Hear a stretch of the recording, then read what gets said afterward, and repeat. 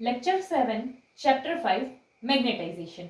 Now magnetisation क्या होता है वो अगर हम देखें तो कोई भी हमारे पास अगर कोई भी यूनिट वॉल्यूम के हिसाब से जितना हमें नेट मैग्नेटिक मूवमेंट मिलता है उसे हम क्या बोलते हैं, मैग्नेटाइजेशन बोलते हैं। यानी कि हमारे पास एक कोई भी वॉल्यूम है तो उसमें यूनिट वॉल्यूम के हिसाब से जितना नेट मैग्नेटिक मूवमेंट हमें मिल रहा है वो क्या होगा, मैग्नेटाइजेशन होगा। ऐसा ही हमने पोलराइजेशन में देखा था कि यूनिट वॉल्यूम के हिसाब से जितना डाइपोल मूवमेंट मिल रहा था, इलेक्ट्रिक डाइपोल मूवमेंट, वो क्या था, पोलराइजेशन। तो वैसे ही मैग्नेटाइजेशन में क्या होगा, तो कि जितना हमें यूनिट वॉल्यूम के हिसाब से जो नेट मैग्नेटिक मूवमेंट मिल रहा है वो होगा मैग्नेटाइजेशन। एंड इस मैग्नेटाइजेशन को हम किससे लिखते हैं, एम से।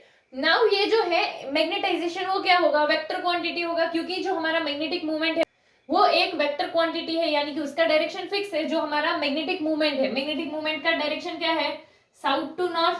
तो इसीलिए जो मैग्नेटाइजेशन है वो भी हमारा क्या है, एक वेक्टर क्वांटिटी है। नाउ अगर हम मैग्नेटाइजेशन का यूनिट देखते हैं तो देखो यहाँ पे पहले तो है हमारे पास ये मैग्नेटिक मूवमेंट है। मैग्नेटिक मूवमेंट का अगर हम ऐसा यूनिट देखें तो क्या था, एम्पियर मीटर स्क्वायर अपॉन में वॉल्यूम। वॉल्यूम का क्या होगा, मीटर क्यूब। ये एम्पियर मीटर स्क्वायर क्यों आया, तो कि हमारा जो मैग्नेटिक मूवमेंट था उसका फॉर्मूला क्या है, एम इक्वल्स टू आई ए। ऐसा फॉर्मूला था आई ए, एंड आई के लिए क्या आ गया, एम्पियर, एंड एरिया के लिए क्या आ गया, मीटर स्क्वायर। यहाँ पे वॉल्यूम है तो वॉल्यूम के लिए नीचे क्या आ गया, मीटर क्यूब। तो ये मीटर स्क्वायर एंड यहाँ से वो कैंसिल होगा तो नीचे यहाँ बचा क्या, नीचे एक मीटर बचा है तो यहाँ क्या आ गया, एम्पियर पर मीटर। तो इसका जो ऐसा यूनिट होगा वो क्या होगा, एम्पियर पर मीटर। यहाँ तो तुम उसको एम्पियर मीटर इनवर्स से भी लिख सकते हो। नाउ यहाँ पर ये हमने देखा मैग्नेटाइजेशन क्या होता है। अभी अगर हम magnetization and magnetic intensity in दोनों के बीच का रिलेशन देखते हैं कि जो मैग्नेटाइजेशन है एंड मैग्नेटिक इंटेंसिटी इन दोनों के बीच का रिलेशन क्या है।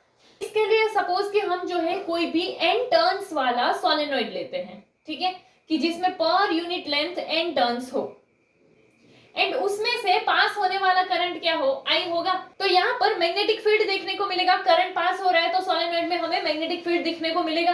तो सोलेनॉइड के इंटीरियर में जो मैग्नेटिक फील्ड होगा वो क्या होगा, B naught equals to mu naught N I. ये फॉर्मूला हमने 4th चैप्टर में देखा था। इसके अलावा कि सपोज जो है सोलेनॉइड का इंटीरियर जो है उसमें हम कोई मटेरियल रखते हैं, ठीक है, यानी कि ऐसे जो है हमारा सोलेनॉइड है तो यहाँ हमें मैग्नेटिक फील्ड तो मिल ही रहा होगा। बट यहाँ पर जो है सपोज कि हम ऐसे कोई एक मटेरियल रखते हैं ना, ये मटेरियल सपोज ऐसा हो कि जिसमें मैग्नेटाइजेशन हो सकता है, यानी कि यू कैन से इसका मैग्नेटाइजेशन जो है वो नॉन जीरो होगा। तो यहाँ पर जो है इनसाइड वाले के लिए हम ऐसा बोल सकते हैं कि जो वहां पर मैग्नेटिक फील्ड होगा वो ज्यादा होगा। ना यहाँ पे मैग्नेटिक फील्ड ज्यादा क्यों होगा, तो कि एक तो यहाँ पे ये जो सोलेनॉइड है उसकी वजह से यहाँ पर एक मैग्नेटिक फील्ड हमें ऑलरेडी देखने को मिल रहा है। सेकेंडली ये जो मटेरियल है वो मटेरियल में मैग्नेटाइजेशन होगा तो इसकी वजह से ये मटेरियल का भी मैग्नेटिक फील्ड होगा। तो इसीलिए जो टोटल सोलेनॉइड के इंटीरियर में हमें मैग्नेटिक फील्ड देखने को मिलेगा वो क्या होगा, B naught plus B M हो जाएगा। ये जो बी नॉट है, ये बी नॉट क्या है, क्योंकि यहाँ पर की जो आई करंट पास हो रहा है उसकी वजह से सोलेनॉइड में इंटीरियर में जो कोई भी मैग्नेटिक फील्ड क्रिएट हो रहा है। देन प्लस यहाँ पर क्या है, बी एम। नाउ ये बी एम क्या है, तो कि अंदर जो हमने मटेरियल रखा है कि जिसका मैग्नेटाइजेशन हो सकता है एंड उसकी वजह से जो मैग्नेटिक फील्ड बना। तो ऐसे दो मैग्नेटिक फील्ड है तो टोटल मैग्नेटिक फील्ड यहाँ पर जो होगा वो दोनों के प्लस के हिसाब से आएगा। तो इसीलिए यहाँ पर जो अगर हमें सोलेनॉइड के इंटीरियर में मैग्नेटिक फील्ड देखना है तो हम ऐसा भी ले सकते हैं कि B equals to B naught plus B M. B naught यानी सोलेनॉइड का इंटीरियर का जो मैग्नेटिक फील्ड है वो, एंड बी एम यानी कि जो कोई भी मटेरियल कोर जो है उसकी वजह से जो मैग्नेटिक फील्ड है। एंड ये जो मैग्नेटिक फील्ड बना है ये मैग्नेटिक फील्ड कैसा होगा, तो कि ये मैग्नेटिक फील्ड जो है वो मैग्नेटाइजेशन के हिसाब से आया है। तो हम ऐसा बोल सकते हैं कि ये जो मैग्नेटिक फील्ड है ये मैग्नेटिक फील्ड मैग्नेटाइजेशन के डायरेक्टली प्रोपोर्शनल होगा, यानी जितना ज्यादा मैग्नेटाइजेशन होगा उतना ही स्ट्रॉन्ग मैग्नेटिक फील्ड होगा। तो इसीलिए यहाँ पर हम ऐसा भी बोल सकते हैं कि B M directly proportional to M, कि यहाँ पर जो मैग्नेटिक फील्ड है वो डायरेक्टली प्रोपोर्शनल टू मैग्नेटाइजेशन होगा। नाउ अगर यहाँ पर तुम्हें ये जो है प्रोपोर्शनलिटी का हटाना है एंड इक्वल टू डालना है तो तुम्हें कोई भी कांस्टेंट डालना पड़ेगा। तो यहाँ पर सपोज हम कौन सा कांस्टेंट डालते हैं, म्यू नॉट डालते हैं, तो क्या आ जाएगा, B M equals to mu naught M. अभी ये म्यू नॉट क्या है, तो ये म्यू नॉट जो है वो परमिएबिलिटी ऑफ वैक्यूम है। सी यही म्यू नॉट को हमने बायो-सावर्ट्स लॉ में यूज किया था। सो ये जो म्यू नॉट है वो क्या है, परमिएबिलिटी ऑफ वैक्यूम।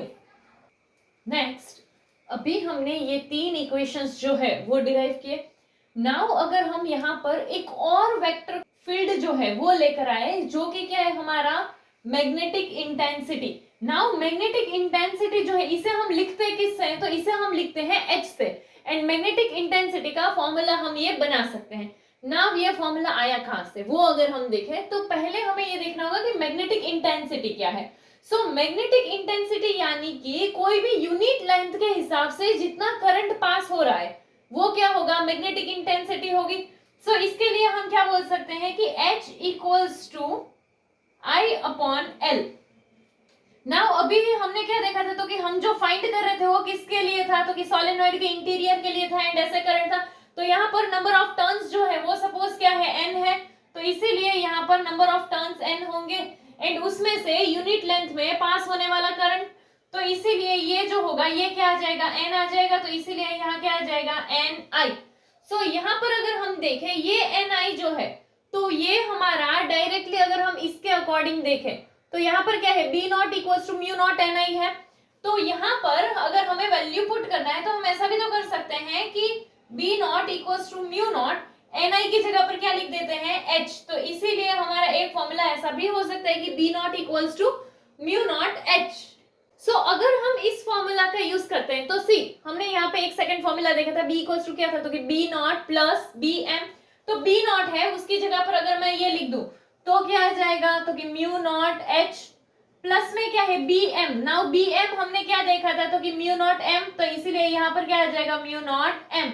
सो इसमें भी म्यू नॉट, इसमें भी म्यू नॉट को निकाल लेते हैं कॉमन, तो यहाँ पर बचा क्या, एच प्लस यहाँ क्या बचा, एम। तो इसीलिए यहाँ पर जो तुम्हारा मैग्नेटिक फील्ड है वो तुमको ऐसा भी मिल सकता है कि mu naught H plus M. ये एच क्या है, मैग्नेटिक इंटेंसिटी, तो इसीलिए ये देखो ये तुमको जो है यहाँ पर मैग्नेटिक फील्ड जो मिला है वो क्या है, B equals to mu naught H plus M. And इसके अकॉर्डिंग अगर तुम मैग्नेटिक इंटेंसिटी का फॉर्मूला बनाओगे तो भी तुमको मिल जाएगा कि ये जो है ये यहाँ मल्टीप्लाई से यहाँ डिवाइड में आ जाएगा, इसको प्लस में से माइनस में भेज दो, ऐसा करोगे तब भी तुमको यही फॉर्मूला मिलने वाला है। नाउ अगर हम मैग्नेटिक इंटेंसिटी के डायमेंशंस देखें तो उसके डायमेंशन सेम मैग्नेटाइजेशन वाले ही होते हैं। मैग्नेटिक इंटेंसिटी जो है उसका यूनिट क्या होगा, एम्पियर पर मीटर। नाउ ये एम्पियर पर मीटर क्यों आया, सो यहाँ पे अगर हम देखें करंट के लिए क्या हो जाएगा, एम्पियर अपॉन लेंथ के लिए क्या हो जाएगा, मीटर। सो एम्पियर पर मीटर, तो इसीलिए यहाँ पर ये जो हमें मिला है वो क्या है, ampere per metre. And then अगर हम देखें तो इससे हमने टोटल मैग्नेटिक फील्ड जो है वो देखा। सो यहाँ पर हमने क्या देखा, तो कि सोलेनॉइड में जो टोटल मैग्नेटिक फील्ड हमें मिल रहा है इंटीरियर में वो दो पार्ट्स पे है। एक तो एक एक्सटर्नल फैक्टर है, एक्सटर्नल फैक्टर क्या, तो कि जो भी करंट आ रहा है उस करंट की वजह से सोलेनॉइड में जो हमें मैग्नेटिक फील्ड देखने को मिल रहा है वो। एंड सेकेंडली ये है कि जो हमने अंदर एक मटेरियल रखा है, मैग्नेटिक मटेरियल, उसमें एक स्पेसिफिक नेचर है जो कि है मैग्नेटाइजेशन। सो एक जो है वो क्या, तो कि सोलेनॉइड के अंदर ये जो हमने एक मटेरियल रखा है कि जिसका मैग्नेटाइजेशन हो रहा है, तो मैग्नेटाइजेशन की वजह से उसका एक मैग्नेटिक फील्ड बनेगा। एंड इसके अलावा जो करंट पास हो रहा है उसकी वजह से एक मैग्नेटिक फील्ड, ऐसे करके टोटल दो जो है मैग्नेटिक फील्ड हमें देखने को मिल रहे हैं।